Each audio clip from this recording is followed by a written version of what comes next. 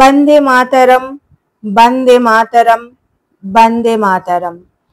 জাতি ধর্ম নির্বিশেষে সবার কাছে আজকের এই দিনটা খুবই প্রিয় এবং আনন্দের। এই আনন্দ দিতে গিয়ে যারা শহীদ হয়েছেন তাদেরকে জানাই শ্রদ্ধাপূর্বক প্রণাম। জাতির পতাকাকে সম্মান জানিয়ে আপনাদের জন্য নিয়ে এলাম তিরঙ্গা ইডলি। স্বাদে অতুলনীয় এবং দেখতেও অপরূপ। আসুন তাহলে দেখে নেওয়া যাক কত সহজ পদ্ধতিতে বানিয়ে ফেলবো তিরঙ্গা ইডলি। প্রথমে আমি একটি বড় বাটির মধ্যে 2 কাপ আতপ চাল নিয়ে নেব।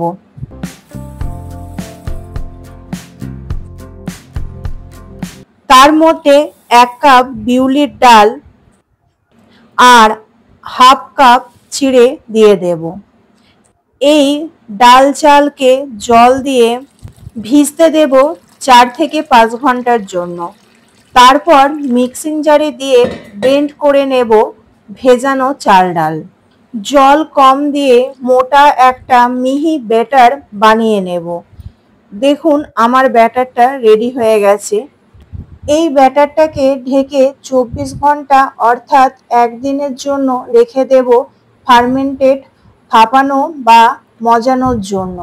প্রথমে আমি ইডলি খাবার জন্য চাটনি বানিয়ে নেব। তার জন্য রোস্ট করা ছোলার ডাল, রোস্ট করা বাদাম, নারকেল আর কাঁচা লঙ্কা নিয়ে নিয়েছি।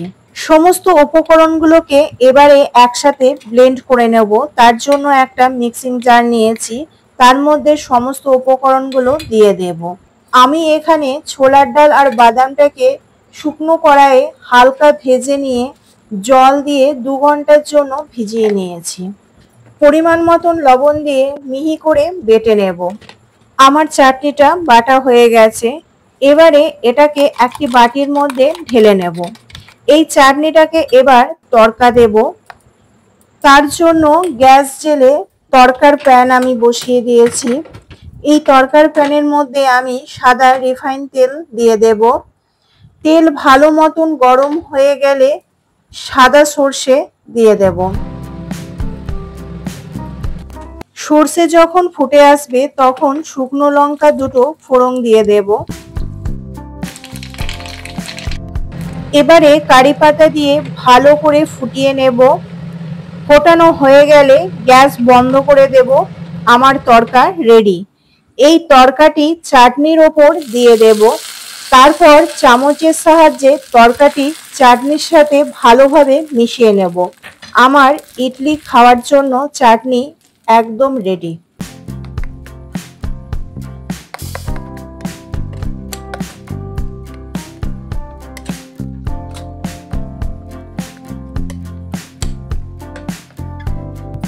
দেখুন 24 ঘন্টা অর্থাৎ একদিন পর এই ব্যাটারটা ফুলে গেছে। যে পরিমাণ ব্যাটার ছিল তার ডবল হয়ে গেছে।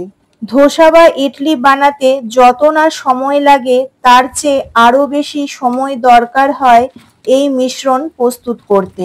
কারণ ধোসা বা ইডলির শুধু চাল বিউলির ডালের মিশ্রণ নয়, বরং এর খাবারের স্বাদ এবং পুষ্টিগুণ নির্ভর করে তার সঠিক পদ্ধতিতে মজানো বা ভাপানো হয়েছে কিনা তার ওপর। এই প্রক্রিয়াটার জন্য যেমন সঠিক তাপমাত্রার প্রয়োজন, তেমনি দরকার হয় দীর্ঘ সময়। ধোসা বা ইডলির মিশ্রণ ফার্মেন্টেড হতে 24 ঘন্টা সময় লাগে। যেদিন ইডলি বা ধোসা বানাবেন তার আগের দিন চাল ডালের ব্যাটার বানিয়ে রেখে দিতে হবে ঢাকা দিয়ে।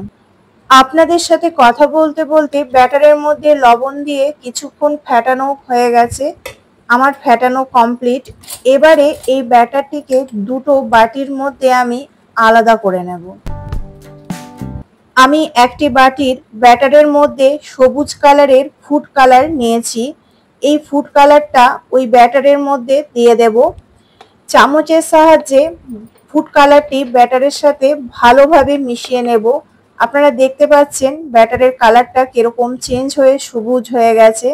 এবারে অন্য বাটির ব্যাটারটির মধ্যে আমি অরেঞ্জ কালারের ফুড কালার দিয়ে দেব। চামচের সাহায্যে ব্যাটারের সাথে ফুড কালারটি ভালোভাবে মিশিয়ে নেব। দেখুন আগের প্রসেসেই আমি একইভাবে মিশিয়ে নিলাম। এই কালারটাও চেঞ্জ হয়ে গেছে, কিরকম অরেঞ্জ হয়েছে। আমার ইডলির জন্য ট্রাই কালার বা তিরঙ্গা কালার রেডি হয়ে গেছে। ততক্ষণ অন্যদিকে গ্যাস জেলে ইডলি বানানোর সেই পাত্রটি বসিয়ে দেব। তার মধ্যে জল দিয়ে দেব। তার উপরে জালিদার পাত্রটি বসিয়ে ঢাকা দিয়ে দেব। জল গরম হতে ছেড়ে দেব। এটি হচ্ছে ইডলি বানানোর ছাঁচ।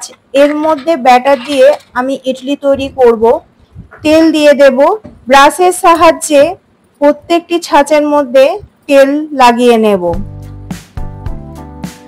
এবার এই ছাঁচের মধ্যে একটি চামচ দিয়ে সাদা ব্যাটারটি মিডিলে দিয়ে দেব। তার ওপরে অরেঞ্জ কালারের ব্যাটারটা দিয়ে দেব। তারই নিচে সবুজ কালারের ব্যাটারটা দিয়ে দেব চামচের সাহায্যে।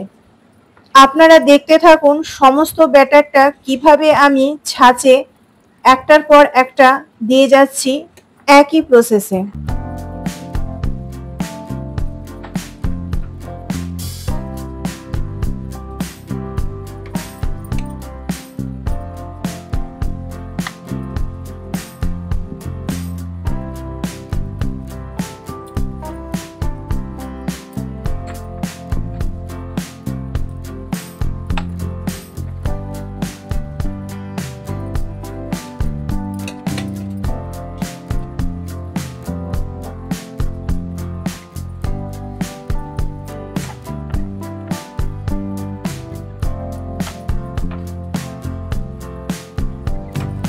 এই ইডলির ছাঁচ দিয়ে আমি একসাথে 12টা ইডলি বানিয়ে নিতে পারবো।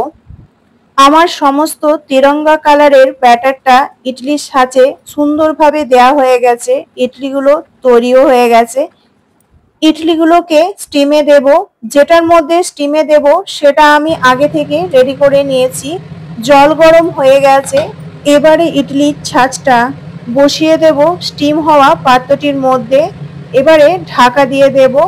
10 থেকে 15 মিনিট স্টিম হওয়ার জন্য রেখে দেব। যখন ইডলিগুলো স্টিম হবে তখন গ্যাসের ফ্লেম লো টু মিডিয়ামে রেখে করতে হবে, হাই ফ্লেমে রাখা যাবে না।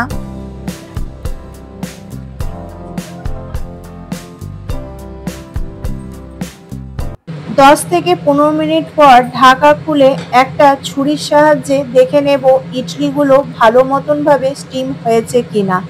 যদি ছুরির মধ্যে লেগে না থাকে তাহলে ইডলিগুলো স্টিম হয়ে গেছে। ছুরির গায়ে লেগে নেই, তার মানে ইডলিগুলো পারফেক্টভাবে স্টিম হয়ে গেছে। এবার এখান থেকে বার করে নেব। ইডলিগুলো ছাঁচের মধ্যে রেখেই ঠান্ডা করে নেব। ঠান্ডা হয়ে গেলে এবারে একটি ছুরির সাহায্যে বা চামচের সাহায্যে আস্তে আস্তে ছাঁচ থেকে বার করে নেব। চাল বিউলির ডালের পারফেক্ট মেজারমেন্ট ভালোভাবে ফার্মেন্ট বা ভাপানো হলে আর ভালো মতন স্টিম হলে ইডলি ছাঁচ থেকে খুব সহজেই বেরিয়ে আসবে, না হলে ভেঙে যাবে। দেখুন আমার প্রথম থেকে শেষ পর্যন্ত একদম পারফেক্টভাবে হয়েছে, তাই ইডলিগুলো খুব সুন্দরভাবে তৈরি হয়েছে। দেখুন ইডলিগুলো কতটা সফট আর স্পঞ্জি হয়েছে। আপনারা বাড়িতে খুব সহজভাবে বানিয়ে নিতে পারেন। এই ইডলি একবার বানিয়ে দেখুন, তখন আর দোকান বা বাজারের ইডলি খেতে পছন্দ করবেন না। আমি স্বাধীনতা দিবস বা ইন্ডিপেন্ডেন্স ডে ডেলিকেট করার জন্য আমি ট্রাই কালার ইডলি বানিয়েছি। বাড়িতে যদি ইডলি বানানো হয় তাহলে প্রথম থেকে শেষ পর্যন্ত প্রসেস একই থাকবে, কেবল সাদা ব্যাটারের ওপর ইডলিটি তৈরি হবে, তখন কোনো কালার ব্যবহার করতে হবে না। আমি একটি ইডলি ভেঙে দেখাচ্ছি দেখুন। আর সাথে যদি এরকম একটি নারকেলের চাটনি থাকে তাহলে সকালের ব্রেকফাস্ট জাস্ট জমে যাবে। রেসিপিটি আপনাদের কেমন লাগলো একটা কমেন্ট করে জানাবেন। ভালো লাগলে লাইক করবেন। আমার চ্যানেলে নতুন বন্ধু হলে চ্যানেলটি সাবস্ক্রাইব করে নেওয়ার অনুরোধ রইল। পাশে থাকা বেল আইকনটি অবশ্যই প্রেস করে দেবেন। কারণ আমার চ্যানেলে নিত্য নতুন কোনো রেসিপি দিলে আপনাদের কাছে তাড়াতাড়ি পৌঁছে যাবে। আজকের মতন এই পর্যন্ত। আবারও দেখা হবে নতুন একটি রেসিপি নিয়ে আপনাদের সাথে। ধন্যবাদ।